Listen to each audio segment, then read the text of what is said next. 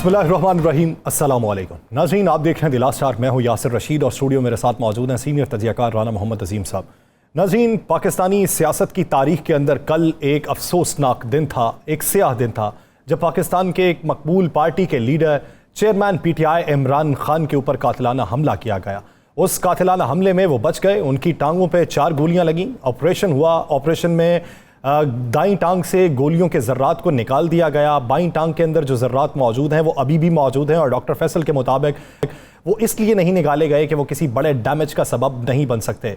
अभी उनकी सेहतयाबी के लिए और उनकी बेहतरी के लिए उन्हें हस्पताल में ही रखा गया है और कुछ दिनों वो निगहदाश्त में ही रहेंगे। उसके बाद कल से लेके अब तक मुल्क भर के तूल व अर्ज़ में मुजाहरे फूट पड़े। मुख्तलिफ जगहों के ऊपर शाहराहों को ब्लॉक कर दिया गया, टायर नजरे आतिश किए गए, मुख्तलिफ इमारतों के बाहर मुजाहरे किए गए, लाहौर के गवर्नर हाउस के बाहर मुजाहरा किया गया।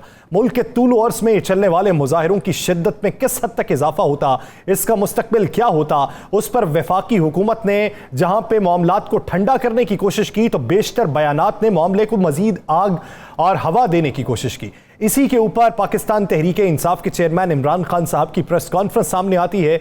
तवील प्रेस कॉन्फ्रेंस करते हैं और उसके आखिर में वो ये बात कर देते हैं कि जिस दिन मैं ठीक हुआ, पांव पे खड़ा हुआ, उसी दिन मैं सड़कों पे हूंगा और इस्लामाबाद की तरफ हम मार्च करेंगे। लेकिन तब तक मैंने जिन 3 शख्सियात का नाम लिया है उनकी माजूली तक ये शहर शहर एहतजाज जारी रहेगा। उसके बाद सेक्रेटरी जनरल पाकिस्तान तहरीक इंसाफ असद उमर की ट्वीट सामने आती है कि कल शाम को 5 बजे तमाम शहरों के अंदर मकाम जो है वो मुकामी क़यादत तय करेगी, एहतजाज होगा और मरकजी एहतजाज जो है वो लाहौर लिबर्टी चौक पे होगा। आने वाले दिन किस हद तक खतरनाक हैं, क्या कहीं पे पुरअमन माहौल देखने को मिल सकता है, क्या कोई दरमियानी रास्ता है, राना साहब से जानते हैं।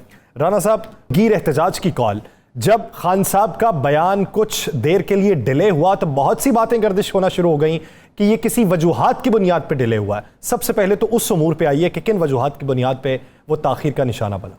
बिस्मिल्लाहिर्रहमानिर्रहीम, वस्सलातु वस्सलामु अलैका या सय्यदी या रसूलल्लाह, अस्सलातु वस्सलामु अलैका या सय्यदी या हबीबल्लाह। या सर, एक बात तो बड़ी दुरुस्त है ये कि जिस वक्त प्रेस कॉन्फ्रेंस डिले हुई 4 से 6 से फिर मज़ीद लेट हो गई, तो मेरे पास भी इंफॉर्मेशन यही है। अब इसकी कोई तरदीद करें या तस्दीक करें, ये बात का मामला है। मेरे पास इंफॉर्मेशन यही है कि बैकडोर कोई राब्ते हो रहे थे, ईवान सदर से कोई शख्सियत राब्ते करने की कोशिश कर रही थी और मेरे पास इतला है कि ईवान सदर से राब्ते हो भी गए थे और उन राब्तों में काफ़ी हद तक मामला बेहतर हुए और उन राब्तों में ये कहा गया कि आपको इंसाफ मिलेगा, आप जो मुतालबात लेके आ रहे हैं उसका हम कोई दरमियानी रास्ता निकालते हैं।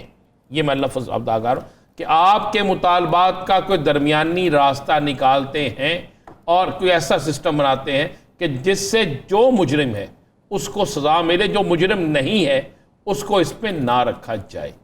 ये काफ़ी देर मेरी इत्तला है कि 1.5 से 2 घंटे इस चीज़ पर बाकायदा मुशावरत जारी रही, राब्ते जारी रहे और इन राब्तों में जो है वो कई लोगों के साथ मुशावरत होती रही। इसी वजह से ये काफ़ी चीज़ें जो है वो डिले में गई। कुछ लोग तो यहाँ तक प्रोपेगेंडा कर रहे थे कि शायद कोई तीसरी कुव्वत आने की तैयारी कर रही है, लेकिन मेरे पास इत्तला ये है कि इस वक्त जो डिले हुआ उसमें बड़ी अहम शख्सियात थी जो हर सूरत पे चाहती थी कि यह मामला जो है हल हो जाए। आप जहन में रखिएगा एक बात, इमरान खान की ज़ात को अगर कुछ ना हुआ होता, उनके काफिले पे फायरिंग ना हुई होती, तो शायद आज सूरत हाल बिल्कुल चेंज होती, आज सूरत हाल जो है वो बिल्कुल मुख्तलिफ होती। अब सूरत हाल जो है वो बिल्कुल मुख्तलिफ है और अब की सूरत हाल में पाकिस्तान की तमाम कुव्वतें, पाकिस्तान के तमाम अदारे जो हैं उन्हें बड़ा सोच कर यह काम करना पड़ेगा। अब ये इतना आसान नहीं है कि आप कप्तान को नीचे गिरा दें, अब ये इतना आसान नहीं है कि आप कप्तान के खिलाफ नाजायज़ कोई कार्रवाई कर दें, अब ये इतना आसान नहीं है कि आप कप्तान के खिलाफ कुछ ऐसा काम कर दें कि जिसके बाद आप ये सोचें कि अमन भी रहे और ये सारा कुछ हो जाए। ऐसा मामला नहीं है। अब अगर जाना पड़ा तो फिर सबको जाना पड़ेगा। यस सर, मैं लफ्ज़ इस्तेमाल कर रहा हूँ, अब अगर जाना पड़ा तो फिर सबको जाना पड़ेगा और अब अगर सियासी कल्चर को बाहर रहना पड़ा तो फिर इस पर कंप्रोमाइज़ करके रहना पड़ेगा। कुछ दो कुछ लो, इस मामले पे रहना पड़ेगा। आज ये जो सारा कुछ चलता रहा ये इसी चले राणा साहब इस पर मजीद भी बात करते हैं, लेकिन वाकई का आगाज़ कल से करते हैं क्योंकि कल हमारा प्रोग्राम नहीं था, हमने आगाज़ आज किया, तो फिर इसके मुहर्रिकात के ऊपर बात करते हैं, मुख्तलिफ जावियों के ऊपर बात करते हैं। नाज़रीन, कल जो मुल्जिम पकड़ा गया मौके से, उसका इब्तदाई बयान फौरी जारी हो गया जिस पर बहुत से सवालात उठे और उसी एक्शन पे वज़ीर आला पंजाब ने अमले को मुअत्तल कर दिया, जो थाने का अमला था, जो अभी तक भी मुअत्तल नहीं हो सका। इस पर भी बात करेंगे।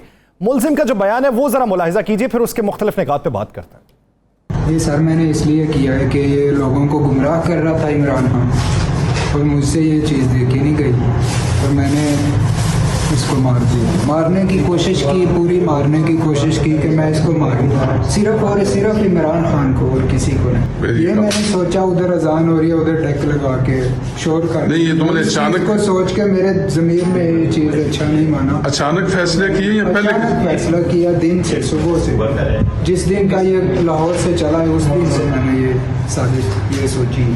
मेरे पीछे कोई नहीं, मैं अल्हम्दुलिल्लाह। तुम्हारे साथ कितने लोग थे? कोई भी नहीं, अकेला। जब तुम घर से आए हो तो कौन था तुम्हारे साथ? अकेला था, बाइक अपनी पे आया हूँ, अपनी बाइक मैंने मामू की दुकान पे खड़ी कर दी थी।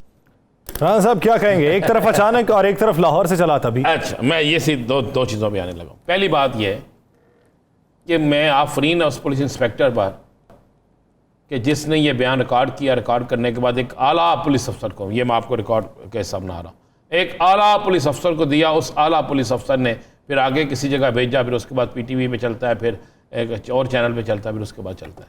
ज़रा आप गौर करें, ज़रा इसके ना इसी के बयान पे आपको तजाद नज़र आएगा। अगर ये वो दोबारा हिस्सा वो चला दे जिस पे कहता है कि मैंने अचानक फैसला किया, फिर ये कहता है मैंने फैसला किया जब ये लाहौर से चला। अब किस बात पे आप यकीन करेंगे? अगर ये मैं दोबारा चलाएं ताकि हमारे नाज़रीन भी सुन सकें और पता चल सके। प्रोड्यूसर साहब एक बार दोबारा से प्ले कीजिएगा इसे। ये सर मैंने इसलिए किया है कि ये लोगों को गुमराह कर रहा था इमरान खान, और मुझसे ये चीज़ देखी नहीं गई, तो मैंने इसको मार दिया। मारने की कोशिश की, पूरी मारने की कोशिश की कि मैं इसको मारूं, सिर्फ और सिर्फ इमरान खान को और किसी को नहीं। ये मैंने सोचा उधर अजान हो रही है, उधर डेक लगा के शोर कर। नहीं, ये तुमने अचानक को सोच के मेरे ज़मीर में ये चीज़ अच्छा नहीं माना। अचानक फैसले किए या पहले? अचानक फैसला किया, दिन से, सुबह से, जिस दिन का ये लाहौर से चला है उस दिन से मैंने ये साजिश। यहाँ बहन अचानक फैसला किया, दिन से, सुबह से, जिस दिन ये लाहौर से चला। अब लाहौर से चले उसे दिन कितने हो गए? 4 दिन हो गए। ठीक है, ये कहता उस दिन से फैसला मैंने किया। फिर 1 मिनट बाद कहता नहीं मैंने आज सुबह से फैसला किया। ओके जी, इसने सुबह फैसला कर लिया। इसने जो पिस्टल खरीदा है वो तो आज से काफ़ी दिन पहले खरीदा है। वो किस लिए खरीदा था? कत्ल करने के लिए किसी और को? अच्छा, वो तहकीकात हो गई कि बाकायदा इसी नहीं खरीदा? नहीं, अभी तक जो सामने आ रही है चीज़। अच्छा। एक तो नंबर एक तो इसके पास जो पिस्टल था, जो पिस्टल चला है वहाँ पे, जो पिस्टल वहाँ पे चला है, जो पिस्टल पिक्चर में नज़र आ रहा है, वो पिस्टल जो है वो 5 से 6 लाख रुपए का बड़ा है। वो पिस्टल 5 से 6 लाख रुपए का 9mm मेरे ख्याल से ग्लॉक पिस्टल है जी, बड़ा कहते हैं ग्लॉक पिस्टल है, और इस पिस्टल को इंपोर्ट किया जाता है। पता लग सकता है कि किसने बाइट से मंगवाया, और मंगवाने के बाद उसने किस जगह बेचा, उसके नंबर से एक एक चीज़ पता चल जाती है। इसके घर का आपने पोजीशन देखी, घर के बाहर गेट पे सीमेंट भी नहीं हुआ, ये प्लस्तर भी नहीं हुआ। उसके बाद ये कहते हैं जी प्लम्बर है। ओके जी, इसके पास ये मौजर कहाँ से आया? इसको इतने पैसों का मौजर लेकर देने वाला कौन शख्स था? ऑटोमेटिक इसके बाद ऑटोमेटिक मैगजीन ब्रस्टेड, इसको सिखाया किसने? एक दिन में तो नहीं ये सीख सकता, 1 घंटे में भी नहीं सीख सकता। इसके लिए तो टाइम लगता है ना। फिर मैं आपको हम कल प्रोग्राम एक फुटेज लाएंगे, ये जिस वक्त जुलूस में दाखिल हो रहा है, शायद वो फुटेज ये देखें, बल्कि ये तो दूसरी फुटेज है ना। मैं कल एक फुटेज लाऊंगा जब ये जुलूस में दाखिल हो रहा है, जाहिर होने से पहले एक शख्स भागता हुआ इसके पीछे आता है, वो शख्स इसके कंधे पे हाथ रखता है, ये रुक जाता है, फिर वो शख्स इसे कुछ कहता है, उसको कहने के बाद वो शख्स गायब हो गया। वो शख्स कौन है? वो शख्स कौन है? इसने क्यों रोका इसे? अच्छा, ये इतनी फुटेजेस जी फुटेज मौजूद है, कल हम अपने चैनल पे चलाएंगे। कल उस फुटेज को हम चलाएंगे, उस फुटेज को सामने लाएंगे, वो फुटेज आपके सामने आ जाएगी कि ये शख्स जो है वो कौन था। ये इसका मतलब ये अकेला नहीं था। मैं अब आपको स्टोरी पूरी सुनाता हूँ। यस सर, ये पूरी एक गेम थी, खान साहब ने जो बात बताई है सेम इस शख्स को, नंबर एक तो ये शख्स जो है ये आइस का नशा करता है, नंबर एक। राना साहब, आइस का नशा करने वाला एक आम घर का फर्द तो हो नहीं सकता। वो आइस का नशा एक महंगा नशा होता है जी, आइस का नशा करता है और ये आइस का नशा पिछले 15 दिन से कर रहा था और इसको पिछले 15 दिन से आइस का नशा करवा के इसको बाकायदा ट्रेन करवाया जा रहा था, इसके ज़हन को मौफ किया जा रहा था। आपको पता है जितने शूटर हैं पाकिस्तान के अंदर, पूरे पाकिस्तान में जितने शूटर हैं उन सबको टारगेट पे भेजने से पहले आइस का नशा, ज्यादातर आइस का नशा करवाया। टारगेट किलर्स जितने भी हैं ये इसको यही नशा करवाया गया। उसके बाद नशा करवाने के बाद इसकी ज़हनी तौर पर इसको मफलूज कर दिया गया। मफलूज करने के बाद जनाब उसे ये भी कहा गया कि घबराओ ना, तुम सब ठीक हो जाएगा। इसको फिर बेचा गया, इसको वहाँ पे एक बंदा छोड़ के गया, जो छोड़ के गया वो पीछे भागता हुआ आया। कल मैं फुटेज दिखाएंगे, हम आप देखिएगा कल एक्सक्लूसिव फुटेज, और आपको उस एक्सक्लूसिव फुटेज में जो चीज़ नज़र आएगी आपको वो पता चलेगा कि वाकई वो है। और इसको वो रोकने वो करने के बाद इसका पास टारगेट ये था कि ये पहले ये जिस जगह पे खड़े होकर फायर कर रहा है वो जगह बिल्कुल फ्रंट पे नहीं है। क्या सर? वो बिल्कुल फ्रंट की जगह नहीं है। इसने वहाँ खड़े होकर फायर किया। अब इसके फायर के बाद एकदम हलचल मच गई और इसका फायर, उसके बाद असल फायर करने वाला बिल्कुल जहाँ पे खान साहब की गाड़ी खड़ी है उसके बिल्कुल सामने दरख्त है। और उसकी फुटेज भी कहेंगे मैं सामने ले आऊँगा, नहीं तो हमारे पास कैमरामैन के पास जो है वहाँ पे था, उसके पास फुटेज होगी। सामने दरख्त है, उन दरख्तों के साथ एक सीढ़ी लगी हुई है। ना उस दरख्त पे कोई फाल ले, कोई हो ना उस दरख्त पे कोई फाल लो तो सीढ़ी लगी हुई है, फालू तो नहीं। उस दरख्त के पीछे शख्स खड़ा है एक छत पे, जिसने फिर वहां से ब्रस्ट मारा, जिस ब्रस्ट की वजह से एक शहीद हो गया, जिस ब्रस्ट की वजह से वो कह रहे हैं कि खान साहब के बिल्कुल सर के ऊपर से गोलियां निकली। खान साहब गिर गए थे। और मेरे पास ये जो आज राना सनाउल्लाह साहब ने एक टीवी टॉक शो में कहा, जब मैं चैलेंज करता हूं खान साहब को 4 गोलियां नहीं लगी, चले मैं भी यहां पे चैलेंज कर रहा हूं कि खान साहब को 4 गोलियां ही लगी हैं। मेरी उस डॉक्टर से बात हुई जो जिन्ना हॉस्पिटल का डॉक्टर है, जिसने ये सारी ट्रीटमेंट, जो मेडिकल लीगल टीम के में हिस्सा, मेरे पास ऑडियो मौजूद है, इस मोबाइल पे वो ऑडियो मौजूद है कि जिसमें वो खुद बता रहे हैं कि कहाँ कहाँ गोली लगी। उसके बाद डॉक्टर फैसल ने एक्सरे दिखा दिए हैं। वो चैलेंज कर रहे हैं, भाई भी मेरी बात हुई हो कहते हम चैलेंज करते हैं कि राना सनाउल्लाह साहब आप आएँ, इन एक्सरे को देख लें, दोबारा एक्सरे कर लें, अगर 1% भी ऐसी चीज़ रहती। मुझे बताएं हैं कौमतें क्लैश ख़त्म करने के लिए होती हैं, क्लैश बढ़ाने के लिए होती हैं। अब वो शख्स जो उधर खड़ा था वो कौन था? मैं चले खबर ब्रेक कर दूँ। वो अकेला नहीं था, उसके साथ 3 लोग थे। एक शख्स उसके साथ था, एक शख्स जो है उनको हदायत दे रहा था। और जैसे ये निकले वो नीचे आए हैं। नीचे आने के बाद लोग कहते हैं, शाहिदीन कहते हैं कि वो नीचे आने के बाद मजमे में गए हैं, मजमे में जाने के फौरी बाद गायब हो गए और उनके पास बड़ी राइफल थी। और कुछ तो लोग ये कहते हैं कि उन्होंने जो कपड़े पहने रखे थे उससे इस तरह लगता था जैसे वो किसी सिक्योरिटी अदारे के हों, यानी पुलिस के हों, यानी किसी सिक्योरिटी एजेंसी होती है ना, प्राइवेट सिक्योरिटी एजेंसी, शायद उसके हों, वो इस टाइप के थे। अब 3 चीज़ें देखने वाली हैं। एक तो हमारी हुकूमत बेबस नहीं है। ये परवेज़ लाई के ख़िलाफ़ एक नफ़रत पैदा करने के लिए एक पूरी प्लानिंग थी। आपने गौर किया कि राना सनाउल्लाह और मरियम औरंगज़ेब साहबा मुसलसल इस चौधरी परवेज़ लाई को इसका ज़िम्मेदार करार देते रहे कि परवेज़ लाई की हुकूमत है। और ये वज़ीराबाद और गुजरात, हुकूमत नहीं, उनका हल्का है, उन्हें आके अवाम को एतमाद में लेना चाहिए। और वज़ीराबाद और गुजरात ये हल्का नसार का है, डॉक्टर नसार का, चौधरी परवेज़ लाई का हल्का नहीं है, डॉक्टर नसार का हल्का है। और ये सारा कुछ जो है एक बाकायदा एक तीर से 2 शिकार थे। नंबर 1, इमरान खान को रास्ते से डालना। इमरान खान अगर रास्ते से हट जाते, इनका जहन था कि 2-4 दिन प्रोटेस्ट होता, लेकिन ऐसा नहीं था। ये पागल है। आपको पता है यासर, आज मैं आपको बड़ी खबर दे दूं, आज इंटरनेशनल तौर पे दुनिया के किस मुल्क की तरफ से इस पर एहतजाज नहीं किया गया। सफ़ीरों ने फ़ोन किया और पाकिस्तान के अहम लोगों पर यह सरकारी प्रेशर आया, अमेरिका समेत बाकी जगहों से। चूँकि अमेरिका को तो अपनी मुसीबत पड़ गई, वो ये समझ रहे हैं कि ये तो अगर खुदा न खास्ता इमरान खान को कुछ हो गया तो हमारा तो पाकिस्तान में मसले बिल्कुल हर चीज़ बंद हो जाएगी, क्योंकि ये सारा हम पे आएगा। उन्होंने भी कहा, चाइना ने, रशिया ने, सऊदी अरब ने, दुबई ने, हर तरफ से इन्हें पैगाम आया कि भाई पाकिस्तान के अंदर ये मामला ना करें, आपकी मौशियत तबाह हो जाएगी, हम आपकी कोई सपोर्ट नहीं कर सकेंगे, हम आपके मुल्क में काम नहीं कर सकेंगे, हमारा सारा सिस्टम खत्म हो जाएगा कि जिस मुल्क के पॉपुलर लीडर को उस मुल्क के अंदर कत्ल कर दिया जाए, फिर यहां पे कौन कारोबार करेगा, कौन यहां पे आकर इन्वेस्टमेंट करेगा, कौन यहां पे आकर सारा कुछ करेगा।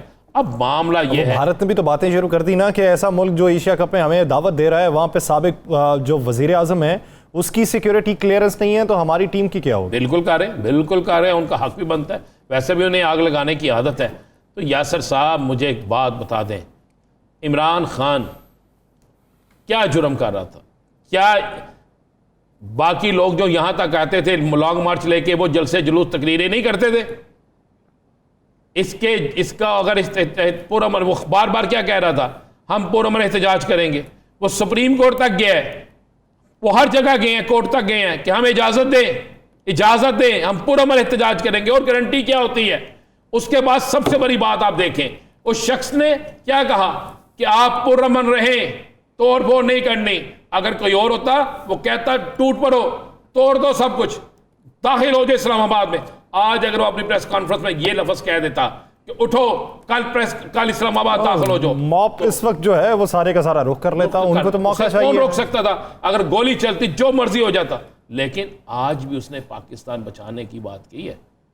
आज भी उसने बाजवा साहब से कहा कि बाजवा साहब आप देखें, आज भी उसने चीफ जस्टिस साहब से कहा है, उसने पाकिस्तान ये लीडर चाहिए पाकिस्तान को। या सर, ऐसी क़यादत पाकिस्तान में होनी चाहिए, तमाम सियासतदानों के अंदर ये सोच होनी चाहिए। आज राना सनाउल्लाह साहब कहते थे ये सिर्फ हमारे सियासी मुखालिफ हैं जी, जाती नहीं है। तो 4 दिन से जो आप कह रहे हैं फितना, फसाद, फला 4 दिन पहले आप ये लफ्ज अदा करें, बात खत्म हो जानी थी। राना साहब, इसमें मुफस्सल गुफ्तगू करते हैं। पीटीआई की जो स्ट्रैटेजी है वो क्या होगी? ये एहतजाज का दायरा कार किस हद तक वसी किया जाएगा? एक ब्रेक लेते हैं, ब्रेक के बाद मुसर्रत जमशेद साहिबा हमें ज्वाइन करेंगी।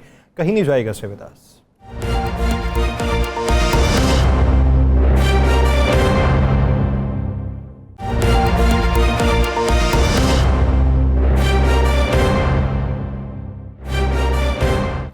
ब्रेक के बाद खुशामदीद नाज़रीन। पाकिस्तान तहरीक इंसाफ के लॉन्ग मार्च की हिकमत अमली अब आने वाले दिनों में सियासी जो बसीरत है उसी के तहत जो इकदामात आगे बढ़ाए जाएंगे, इस पर ब्रेक से पहले हम मुफस्सल गुफ्तगू कर चुके हैं, उसका अहाता भी कर चुके हैं कि माजी करीब के अंदर जो हालात व वाक़यात पैदा हुए, अब उससे सूरत हाल किस नहज पर जाके ख़त्म होगी, सूरत हाल में बेहतरी किस तरीके से आ सकती है, फ़ज़ा साजगार किस तरीके से हो सकती है।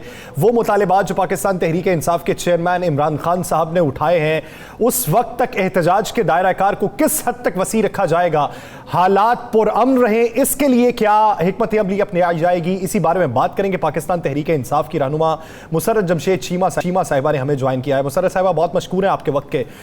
मुसर्रत साहिबा, सेक्रेटरी जनरल असद उमर साहब ने यह कहा है कि कल रात 5 बजे, कल शाम को मुल्क भर में मुख्तलिफ शाहराहों के ऊपर एहतजाज किया जाएगा और वो मरकजी जो एहतजाज है लिबर्टी चौक में, वो वहां पर मौजूद होंगे। आप प्लानिंग क्या कर रहे हैं कि किस तरीके से ये जो एहतजाज है ये मुतशद्दिद ना हो, पुरअमन तरीके से ये एहतजाज रिकॉर्ड करवाया जाए?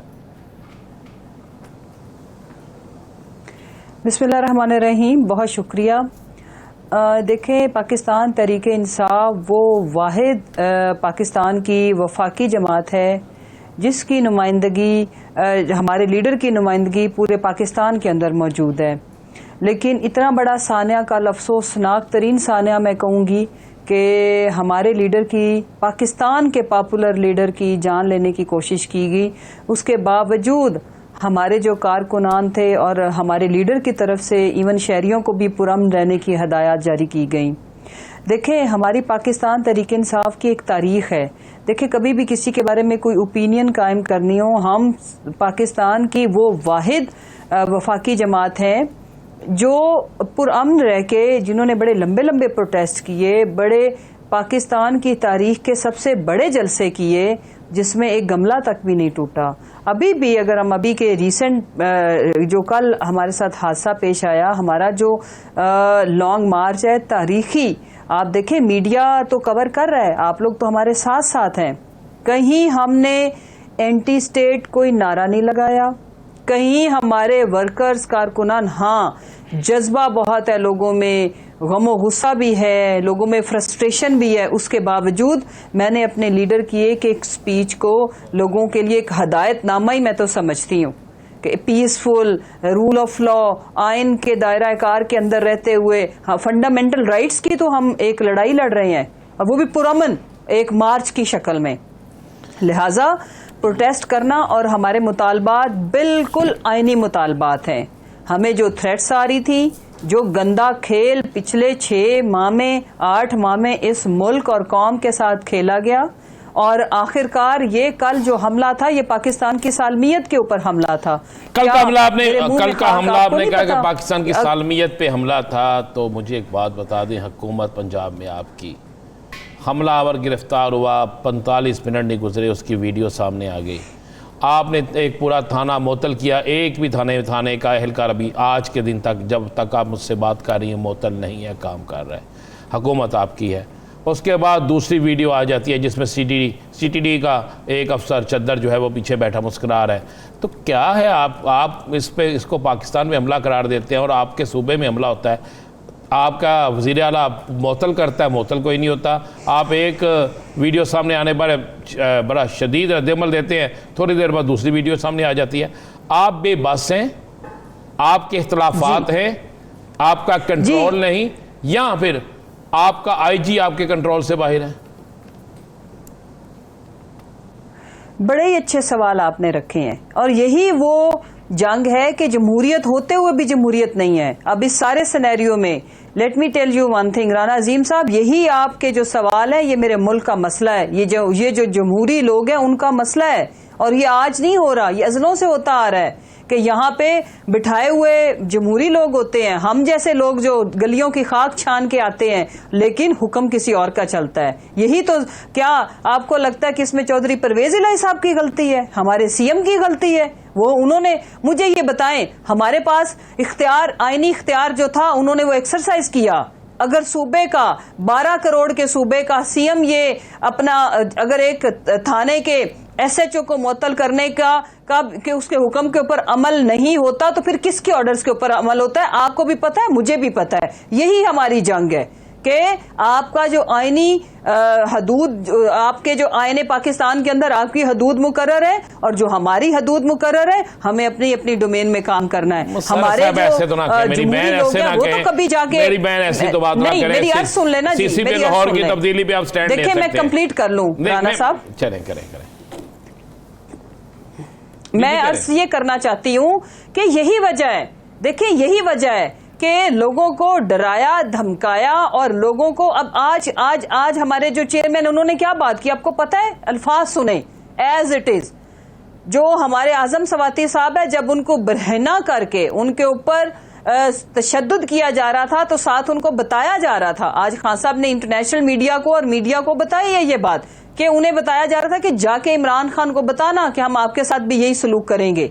ये है आपके मुल्क में हम जमहूरी लोगों के इख्तियारात, हम जमहूरी लोगों की औकात, हम जमहूरी लोगों के ऑर्डर्स के ऊपर इतना ही अमल होता है जितना ये आपने इस केस में देख लिया कि पाकिस्तान की सबसे बड़ी सियासी जमात का सबसे बड़ा लीडर, जिसकी आज भी कुल मिला के 4 सूबों में हुकूमत, जिसकी आज भी कुल मिला के तमाम जो जमातें हैं पीडीएम से भी ज्यादा वफाक में सीटें, लेकिन उनके ऊपर कातलाना हमला होता है और मज़हका खेज सिचुएशन क्रिएट करने की कोशिश की जाती है। और 2-3 हसीन इत्तफाक मैं आपके सामने रखूंगी कि हमले से पहले मरियम और उसकी एक कनीज ट्वीट करती है कि वक्त खत्म हुआ चाहता है। मैं बताऊं, अल्लाह है, अल्लाह ऊपर बैठा है, उसको पता है कि किसका वक्त कब खत्म हुआ चाहता है। आप खुदा ना बने जमीन पे। दूसरी बात, इनके जो मोहरे देखें, इंपॉर्टेंट चीज है क्या कि अगर इस मुल्क में जमहूरी और पॉपुलर लीडर की, एक्स प्राइम मिनिस्टर की जिंदगी की ये वैल्यू है, तो इसी वजह से हम कह रहे हैं कि हम ये प्रोटेस्ट करेंगे। प्रोटेस्ट करना हमारा हक है, और उसके अलावा कोई चॉइस हमारे पास है तो हमें बताएं, हमें मीडिया बता दे, हमें पाकिस्तान की आवाम बता दे। के अंदर आपकी हुकूमत होते हुए, एक आजाद रियासत के अंदर आपकी हुकूमत होते हुए भी 27 किलोमीटर की जो हुकूमत है वो आपकी सब हुकूमतों पे भारी है। बड़ा अच्छा सवाल है। हमारी 2 सूबों में हुकूमत नहीं है, हमारी 4 सूबों में हुकूमत है। GB एंड कश्मीर को मत भूलें, KP एंड पंजाब, और उसके बाद 27 किलोमीटर की, यही तो मनी रिजीम चेंज ऑपरेशन है। यही तो जो बैरूनी कुव्वतें हैं उनकी आपके मुल्क के अंदर इतनी ताकत है। ये हमें सोचने की जरूरत है। ये 22 करोड़ आवाम सोच चुकी है, समझ चुकी है, इसलिए वो हमारे साथ सड़कों की खाक छान रहे हैं, इसीलिए वो सरापा एहतजाज है। और एक कारकुन ने, हमारे मुअज्जम भाई ने, शहीद ने अपनी जान दे दी। 5 बुलेट्स लगी, वो सारी 5 की 5 खान साहब के लिए थी, और कोई एक हमलावर नहीं था। हमला पहले बर्स्ट फायर किया गया। आप तो ट्रक पे थी ना उस वक्त। अगला ये था हदफ। आप खुद ट्रक पे थी ना उस वक्त? मैं थी ना, मैं बिल्कुल थी, मैं थी जी, मैं मौजूद थी वहां पे। इसमें थोड़ा सा लेट मी एक्सप्लेन कि इनकी जो टाइमिंग थी फ्यू सेकंड्स के मार्जिन से, क्योंकि अल्लाह का फैसला था, वो अल्लाह मेरे के इख्तियार में है कि किसके साथ क्या होना है। अगर फ्यू सेकंड्स, क्योंकि जो बर्स्ट था वो पहले लग गया, खान साहब की टांगों में गोलियां लगने से वो गिर गए और तेजी से गिरे, और वो जो सामने वाले फायर थे वो सीधा खान साहब के लिए थे, और वो जब गिर रहे थे तो उनके सर के ऊपर से बेशुमार गोलियां गुजरी। एक और बात बताऊं कि और उसके बाद अगला जो था, जो इनकी प्लानिंग थी कि अगर इस वाले बर्स्ट से वे ये बच जाएंगे, जो 2 अतराफ से था, तो जो शूटर फ्रंट वाला था उसने निशाना लेना था, जिसे 5 गोलियां, पहला जो उसने फायर खोला उसके बाद गोली फंसी, और हमारे कारकुन मुअज्जम गोंदल ने जब उसको पकड़ा तो वो 5 गोलियां खाई, निशाना बना, और फिर उसके बाद हमारा जो इब्तिसाम हसन था उसने उसको दबोच लिया। मुसर्रत साहिबा, इसमें समझने की बात यह है कि आपके मुल्क के अंदर जितना रंजीदा और परेशान हुआ जाए कम है। मैं एक अदना सा शख्स हूं, एक छोटी सी राय देता हूं, ये जो कारकुनान होते हैं, ये कारकुनान ही पार्टी को मकबूलियत की मेराज तक ले जाने और उसकी तहरीक को तकवीयत पहुंचाने के लिए होते हैं। जब इस तरह के सानेहात पेश आ जाएं, बहुत अच्छा इकदाम उठाया पंजाब हुकूमत ने कि जो उनके लिए फंड्स का ऐलान किया, लेकिन मरकजी क़यादत के 2-3 अशखास की जिम्मेदारी लगाइए कि जो जाएं, उनके अहले खाना की मिजाज पुरसी करें, उन्हें हौसला दें, और माहानावार बुनियादों पर उन्हें जाके बताते रहें कि आपने जो खिदमात पार्टी के लिए दी, पार्टी भी आपके पीछे ही खड़ी है। जी, लेट मी टेल यू, एक अर्ज सुनूं कि आज खान साहब की जिंदगी और हम 22 करोड़ पाकिस्तानी उनके शुक्रगुजार हैं, और पाकिस्तान के अंदर, वरना आज पता नहीं खुदा ना खास्ता क्या हालात होते, उस एक शहीद की वजह से बचत हुई। आपको मैं बता नहीं सकती आज भी खान साहब कितना जज्बाती हुए, वो रो पड़े, हम सब रो रहे हैं। हमारे जी आज चूंकि सारा प्रोटेस्ट हो रहा है सड़कों के ऊपर, खान साहब ने सबसे पहले सुबह और कल भी वो बार बार ये बात कर रहे थे, सारे रास्ते ऑल द वे जब उनको लेके आया गया, पहले वजीराबाद एंड देन फिर इधर शौकत खाना जी, हम उनके लिए 5 मिलियन इनिशियली हम उनको दे रहे हैं, बच्चों को 5 मिलियन दिया पंजाब गवर्नमेंट ने।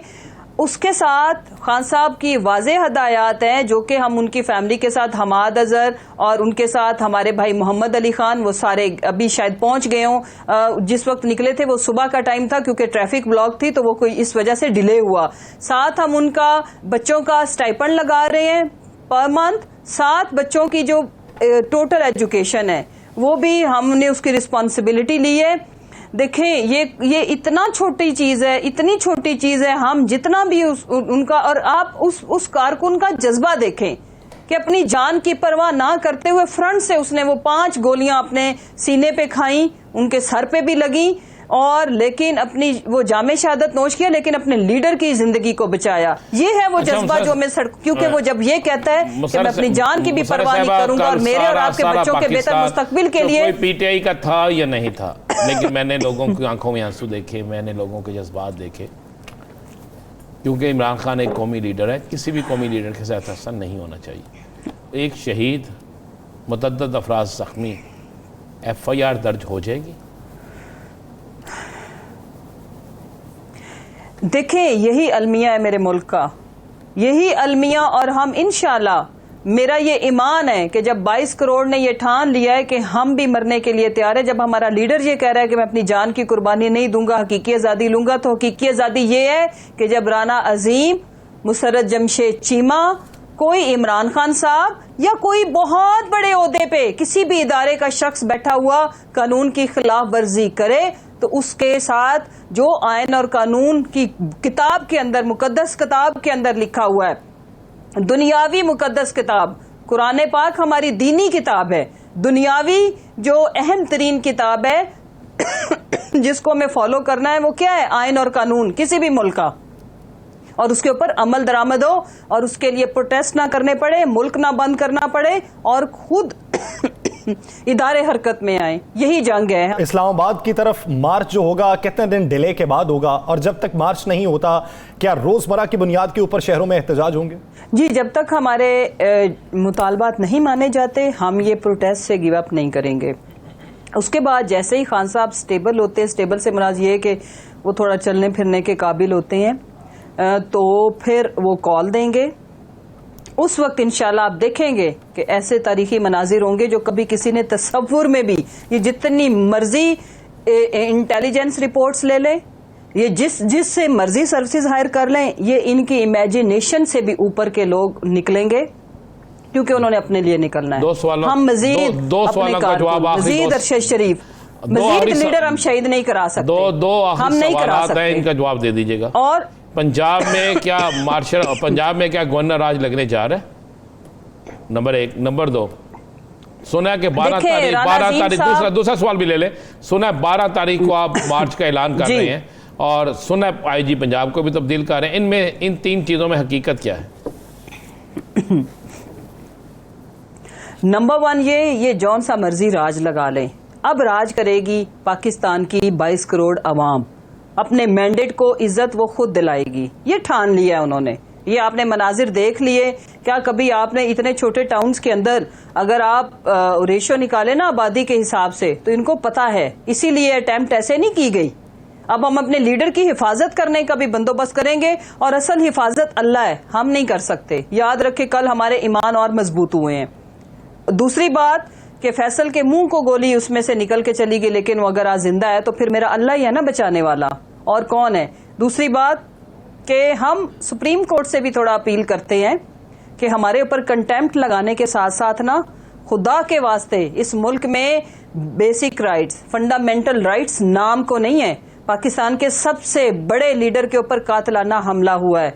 FIR के लिए खुदा के वास्ते आप सो मोटो एक्शन लें, और FIR का ना होना पाकिस्तान की और तौहीन और बेइज्जती है, जमहूरियत की तौहीन और बेइज्जती है, इंसानी जिंदगी की तौहीन और बेइज्जती है, इंसानियत की तौहीन और बेइज्जती है। तो सिर्फ अदलिया और इदारे, उनका नाम लेने पे तौहीन नहीं होती। यहाँ पे जो ह्यूमन राइट्स का कचूमर और कीमा निकाला जा रहा है ना, नंगा किया जा रहा है, नंगा करके आपने अपने आप को एक्सपोज किया है। हमारी किसी के साथ ना कोई जंग है ना कुछ है, हमें अपने राइट्स चाहिए। वो जितना बेहतर, जितना जल्दी आप समझ जाएं इस बात को। मुशर्रफ साहब, जो राणा साहब ने बात की कि लॉन्ग मार्च की तारीख क्या 12 तारीख होगी, और IG पंजाब की तब्दीली के हवाले से जो वो बात कर रहे हैं, उसके बारे में काबीना ने क्या सोचा? देखें, जो लॉन्ग मार्च की तारीख है वो मैंने अर्ज किया कि पहले तो अब हमारा ये जो प्रोटेस्ट का सिलसिला है ये नहीं रुकेगा, ये थमने वाला नहीं है, ये बढ़ेगा। दूसरी बात यह है कि लॉन्ग मार्च की तारीख जो है वो हतमी तारीख, हम जैसे खान साहब ने ये जुमे का दिन अचानक अनाउंस किया था, इसका प्रेरोगेटिव और इसका सारा जो ऑप्शन एंड चॉइसेस खान साहब के पास खुद हैं। वो डेट जिस वक्त उनको फील हुआ कि वो, एक तो डॉक्टर्स ऑफ कोर्स, इसमें बहुत बड़ा एक हेल्थ एलिमेंट भी अब आ गया हुआ है, लेकिन उसके बावजूद ये खान साहब डिसाइड करेंगे, और इसमें ये 48 घंटे, 24 घंटे या एक दिन के नोटिस के ऊपर ये अनाउंसमेंट होगी। आज ही उन्होंने कारकुनान को अपनी भरपूर तैयारी का कह दिया है, और पाकिस्तानियों से वो मुखातिब थे। कारकुन तो हाजिर हैं हर वक्त, लेकिन पाकिस्तानियों से वो मुखातिब थे कि जैसे ही कॉल आए, पैदल, साइकिल पे, मोटरसाइकिल पे, जिस हालत में भी है निकलें। और अभी मैं आपको, मेरा ये दिल गवाही दे रहा, कल जो मैंने मनाजिर देखे, जब हमारे ऊपर अटैक हुआ, बाद में अटैक का खतरा होता है, मैं और हम सब कंटेनर में मौजूद थे, हमने तकरीरें भी की और कोई एक बंदा नहीं हिला, और जज्बा पहले से ज्यादा था औरतों के अंदर। मैंने इतनी बेखौफी कभी नहीं देखी। अब लोग अपने सरों पे, हमारे समेत, हम सरों पे कफन बांध के निकलेंगे, जिंदगी रहे या मौत आए, हम उसको हंस के कबूल करेंगे। हम ये अपनी जलालत, ये तजलील अपने बुजुर्गों को, अपने भाइयों को, अपने बेटों को, कभी शहादतें और कभी उनको बरहना। देखिए, ये हमारी पार्टी लीडरशिप, इसमें हमारी देखिए एक कमेटी है जिसमें शफकत महमूद साहब, हमारे एक्स सीएम उस्मान बुज़दार साहब और उसमें हमारे और एक से दो लोग शामिल हैं। वो कमेटी किसी भी बड़ी तैनाती, चाहे वो चीफ सेक्रेटरी हो या मेन जो ब्यूरोक्रेसी हो, वो सीएम साहब के साथ कंसल्टेंसी के बाद वज़ीर आला से मुशावरत के बाद कमेटी फैसला करेगी कि तब्दीली होगी या नहीं होगी और एहतजाज का दायरा कार यूं ही वसी होता रहेगा। बहुत वही शुक्रिया। हमेशा ये हमारा वैसे भी सिंपल सा फॉर्मूला है। सही, बहुत शुक्रिया मुसर्रत जमशेद चीमा साहिबा इस हवाले से अपना वक्त देने के लिए। इसी सियासी मंजरामे में मजीद भी बात करेंगे, लेकिन एक ब्रेक के बाद कहीं नहीं जाएगा। Stay with us.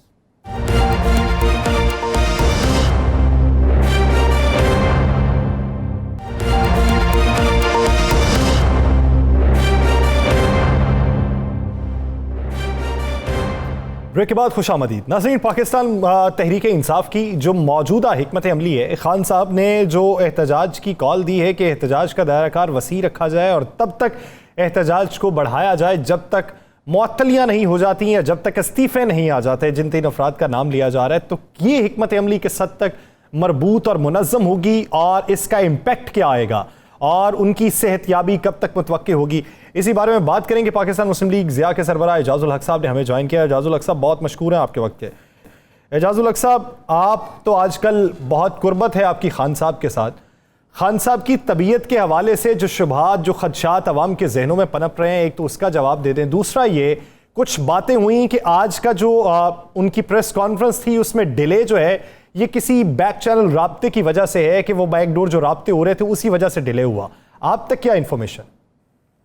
देखिए, ये बात तो मैं नहीं कर सकता क्योंकि सब क्या सराहियाँ होंगी। अगर बात करेंगे, ये मुझे मालूम है थोड़ा बहुत कि उनकी सेहत माशाल्लाह अभी बेहतर है और उनके जो डॉक्टर हैं उन्होंने इस बात का जिक्र भी किया। तो जो बात है वो कि प्रेस कॉन्फ्रेंस में डिले हुई, लाजिम बात है कि कुछ बातचीत तो कहीं ना कहीं हो रही होगी चीफ मिनिस्टर के थ्रू या किसी के थ्रू। बात यह है कि जो कल का इंसिडेंट हुआ और जिस तरह से उसे ऑन एयर किया गया, ये बिल्कुल एक गलत तरीका कार था, चाहे वो पुलिस का था या किसी का भी था। हर किसी को पता है कि जब तक दफ़ा 164 के तहत, सीआरपीसी की 164 के तहत, जब तक के मजिस्ट्रेट के सामने बयान ना दिया जाए, कोई कन्फेशन ना दी जाए, उसको बिल्कुल जो है वो आप केस को जेपटाइज करने की कोशिश कर रहे हैं। तो ये भी बज़ाहिर ये लगता है कि कोई सोचा समझा एक मंसूबा था। दूसरी बात यह है कि देखें, इस महाजराई से बाहर निकलने की ज़रूरत है, चाहे वो किसी तरफ से भी हो। इस वक्त अगर ये देखा जाए कि बेनिफिशियरी इसका कौन है, लेकिन हर किसी को पता था कि अगर ये होगा तो जिसके बारे में कहा जा रहा है या जिसके बारे में कुछ पीटीआई के लोग प्रेस कॉन्फ्रेंस कह रहे थे कि वही इल्ज़ाम लेंगे, तो हो सकता है कि कोई थर्ड पार्टी जो है, जो मुल्क को गैर मुस्तकिम करना चाह रही है, वो इस तरफ लेकर जाए मुल्क को कि अब तरीक़ाकार क्या इस्तेमाल किया जाता है। वो तो सबको मालूम है कि सबसे पॉपुलर लीडर, सबसे बड़ी जमात, पिछले इलेक्शन से आप देख लें कितने जलसे हुए। जब PMLN की हुकूमत भी थी पंजाब में, तो एक चिड़िया भी नहीं मरी। तो ये क्या हुआ कि लॉन्ग मार्च के अंदर इस तरह से फायरिंग कर दी। और फिर जिस तरीके से मैं समझता हूँ कि आज पार्लियामेंट के अंदर खड़े होकर या फिर प्रेस कॉन्फ्रेंसेस के जरिए, मुझे बड़ा दुख हुआ ये देखकर कि सुलझे हुए मैच्योर पॉलिटिशियन 30-35 साल से जो मेरे साथ चलते आ रहे हैं, जिनको मैंने साथ काम किया हुआ, जिनको देखा हुआ है, मैं सोच भी नहीं सकता कि वो ये जुबान इस्तेमाल करेंगे जो आज उन्होंने की। यानी कि किसी पे भी ये हुआ हो, आपने जिक्र भी किया मोहतरमा बेनज़ीर का, हम सबको दुख हुआ था, चाहे हमारे नजरियाती इख्तिलाफ हों। मुर्जा भुट्टो का हुआ, हम सबको दुख हुआ था। मैंने इस बात का जिक्र भी किया था कि नजरियाती इख्तिलाफ अपनी जगह, लेकिन देखें किसी की जान जाए तो वो बहुत, इतना बड़ा हमला हुआ खान साहब पे और अल्लाह ने उन्हें बचा लिया। फिर आप उसका मजाक उड़ा रहे हैं और उस पर इल्ज़ामात लगा रहे हैं, झूठी बातें कर रहे हैं, फिर पंजाब गवर्नमेंट के साथ महाजराई की कोशिश कर रहे हैं। तो इन तमाम चीज़ों को मद्देनजर रखते हुए मैं समझता हूँ कि हर किसी को इस वक्त होश के नाखून लेने चाहिए, मुल्क को इस अफरा तफरी से निकालने के लिए। इजाजुल हक साहब, आप जमहूरियत को बचता हुआ देख रहे हैं? मैं समझता हूँ कि इसके अलावा इस वक्त मुल्क को इस दलदल से निकालने का और कोई तरीका नहीं, अगर मजीद हमने पीछे की तरफ नहीं जाना तो। और उसके लिए मैं समझता हूँ कि हर किसी को मेरा पैगाम है, चाहे हुकूमत हो, चाहे एस्टेब्लिशमेंट हो, चाहे जुडिशरी हो, कि कोई इतनी बड़ी डिमांड नहीं है खान साहब की, जिस डिमांड के लिए आप पूरे मुल्क को दाव पे लगा रहे हैं, अपनी मईशत को दाव पे लगा रहे हैं, अपने दफा को दाव पे लगा रहे हैं, क्योंकि हर किसी को फिर मौका मिलेगा कुछ ना कुछ अफरा तफरी फैलाने का यहाँ। तो बैठ के अक्लमंदी के साथ बात करें, इलेक्शंस को अनाउंस करें, बैठ के जो निटी ग्रिटीज है उनको करें, मुल्क का एक अच्छा पैगाम बाहर भेजें। आज देखें खान साहब पे तो हमला हुआ, ट्रूडो तक का जो प्राइम मिनिस्टर है कनाडा का, उससे ट्वीट से लेके हर किसी ने इसको कंडेम किया। पूरी दुनिया के अंदर एक पैगाम गया जो कि पाकिस्तान के हक में नहीं गया, पाकिस्तान के खिलाफ गया। तो क्या हम अब भी जिद करेंगे और इस जिद से हम मुल्क को दाव पे लगा देंगे? आज मैं सुन रहा था किसी ने कहा कि जी जब आग लगती है तो बस्तियां की बस्तियां जल जाती हैं। मैं कहता हूँ जब आग लगती है तो उसको टाइम पे बुझाने का किसका काम है? इसको टाइम पे बुझाने के लिए हुकूमत का, अदारों का, ऑपोजिशन का, सबका काम है कि मुश्तरका तौर पर आप ये मामला करें। क्यों नहीं, जब आप धरने को ख़त्म करवा सकते थे, वो एक प्राइम मिनिस्टर की कॉल पे आप दोनों को बुलाकर बात कर सकते थे, तो क्या मौजूदा सूरत हाल में इस महाजराई को ख़त्म करने के लिए आप कोई रास्ता देख रहे हैं जो आप कह रहे हैं कि महाजराई ख़त्म हो सकती है और इसे ख़त्म किया जा सकता है? क्या दूसरी तरफ से आपको रवैया कोई एक शख्स का भी ऐसा देखने को मिला? देखिए यही तो मैं कह रहा हूँ कि महाजराई को ख़त्म करने के लिए ये वन साइडेड नहीं हो सकता, वन वे रोड नहीं हो सकती। इसमें सबको अपना अपना किरदार अदा करना पड़ेगा। इस तरफ से भी जो लाज़मी बात है, रेड लाइन जब क्रॉस हुई तो गुस्सा तो होना है सबको, हम भी होना है। उसमें इंसान ऐसी बातें कर भी जाता है जो नहीं करनी चाहिए। फिर हर वर्कर तो आपके काबू में नहीं होता ना कि आप उसको कहेंगे यहाँ आग नहीं लगानी या ये नहीं चलाना या फलां सड़क नहीं बंद करनी। वो तो फिर अपने अपने जज्बात लेके लोग बाहर निकलते हैं। तो इन सब चीज़ों के लिए मैं समझता बेहतर सोल्यूशन ये है कि कहा जाए जी कि हाँ ठीक है, हम इलेक्शन की डेट देते हैं, चाहे वो अगस्त की हो चाहे उससे पहले की हो, और इस मसले को ख़त्म करके आए, बैठें, हम गुफ्तगू करें और सब चीज़ों को ख़त्म करें जो आउटस्टैंडिंग। साहब आपके बड़े अच्छे रवाबत भी हैं और आपके सोर्सेज भी हैं। आप क्या मामले पे दोबारा से ईवान सदर की तरफ किसी को जाते देख रहे हैं? मैं समझता हूँ चाहे वो ईवान सदर की तरफ जाए, चाहे वो किसी और ईवान की तरफ से जाए, ये जाना चाहिए और जाएगा। चले इतनी मैं आपको बात बताता हूँ, ये जाना चाहिए और ये जाएगा इंशाल्लाह। ये मसला कितने दिन तक हल होता नजर आ रहा है? मैं तो समझता हूँ जितना जल्दी हो जाए, अगले 48 घंटे 72 घंटे में बड़े अहम है, और इसके अंदर अंदर ये मामला जो हैं सेटल होने चाहिए, और मेरा ख्याल है ये सेटल हो सकते हैं। सेटल हो सकते हैं, ये किसी न किसी तरफ से तो किसी नर्म रवैये के बुनियाद के ऊपर ही कहा जा सकता है, या फिर आप कयास आराई के जरिए काम ले रहे हैं? देखिए मैं समझ रहा हूँ कि हर किसी का रवैया जो है वो नरम हो जाएगा जब रास्ते सवार होंगे, तो उससे भी ठंडे हो जाएंगे। तो कितनी देर पहले तक आप इलेक्शन देख रहे हैं? यानी कितना, यानी आज कमर जमान कायरा साहब ने भी यह बात की कि 2 माह पहले आप बैठे हमारे साथ बातचीत करें, 2 माह पहले का वक्त रख लेते हैं, कोई दरमियानी रास्ता निकाल लेते हैं। तो आप रास्ता वो कौन सा देख रहे हैं, कितने माह पहले वाला? मैं कहता हूँ कि उनको कहें 3 माह पहले का ऐलान कर दें इलेक्शन का, ईद के बाद, रमज़ान के बाद इंटरिम गवर्नमेंट ले आए और सब इकट्ठे बैठ जाएंगे। किसी को गायबाना तौर पर बैठाना भी नहीं पड़ेगा। नहीं, ये तो आप कह रहे हैं कि बैठ जाएंगे। मियां नवाज शरीफ कहते हैं कि किसी सूरत में इमरान खान के साथ नहीं बैठना। आसिफ अली जरदारी भी इस पे इमरान खान भी कह रहा है कि मैंने इन चोरों के साथ नहीं बैठना। तो बात यह है कि नॉमिनेट हो जाते हैं लोग, खुद बैठने की जरूरत नहीं है। पहले वो आए, कदम तो उठाए ना। हुकूमत है, हुकूमत को इनिशिएटिव लेना चाहिए, बड़ेपन का सबूत देना चाहिए, मेच्योरिटी का सबूत देना चाहिए। प्राइम मिनिस्टर की मैं अगले दिन प्रेस कॉन्फ्रेंस सुन रहा था, मुझे बड़ा दुख हुआ ये सुनकर के, कहा जी 3.5 साल से जिन्होंने इनको पाला ये उनके खिलाफ बोल रहे हैं। तो मैंने कहा जरा रिवाइंड करके आप आसिफ जरदारी की, मरियम की, नवाज शरीफ की जरा स्पीचेस भी निकाल लें, जिनको 35 उस पे मरियम साहिबा राय ये रखती हैं कि उस वक्त बराए इस्लाह और किसी को उसकी गलती याद दिलवाकर बेहतरी की तरफ राग़िब करने के लिए वो बातें हम करते थे। अब भी वो कहते हैं कि मैं तनकीद के लिए नहीं कह रहा, मैं बेहतरी के लिए ये बात करूँगी। तो खान साहब ने भी आज भी कहा अपनी प्रेस कॉन्फ्रेंस में, पहले भी ये कहते रहे कि मुस्बत तनकीद कर रहे हैं, हम तरीक़ाकार निकाल रहे हैं कि भाई बेहतरी आए मुल्क के अंदर। तो इन सारी चीज़ों को बुलाना पड़ेगा। अगर हम माजी में जाना शुरू कर देंगे ना, तो वो फिर गड़े मुर्दे उखाड़ते आपके पाकिस्तान को नुकसान पहुंचेगा। और दुश्मन इस वक्त अभी कोशिश में है। 24 से 48 घंटे नहीं हुए थे और खान साहब के इस वाक़े के बाद एक एहतजाज की लोगों ने एहतजाज तो करना था, लेकिन आज ऐसे लगा जैसे सारी शेलिंग जो है फैज़ाबाद में हो गई और इतनी शदीद शेलिंग जिसकी इंतहा कोई नहीं। तो आप किस तरह समझते हैं कि ये बर्फ़ पिघल जाएगी? मैं समझता हूँ कि इसके अलावा कोई चारा नहीं है। अगर जमहूरियत को चलाना है तो होश के नाखून लेने होंगे। जमहूरियत और को अगर चलाना तो होश के नाखून लेने होंगे और इस तरह का कोई इकदाम नहीं उठाना होगा जिससे इश्तियाल अंगेज़ी में मज़ीद इजाफा हो। बहुत शुक्रिया एजाब इस हवाले से अपना वक्त देने के लिए। नाज़रीन, द लास्ट आवर का वक्त ख़त्म हुआ चाहता है, मुझे और राना साहब को दीजिए इजाज़त। आपसे मुलाकात होगी कल, अल्लाह ने के बाद।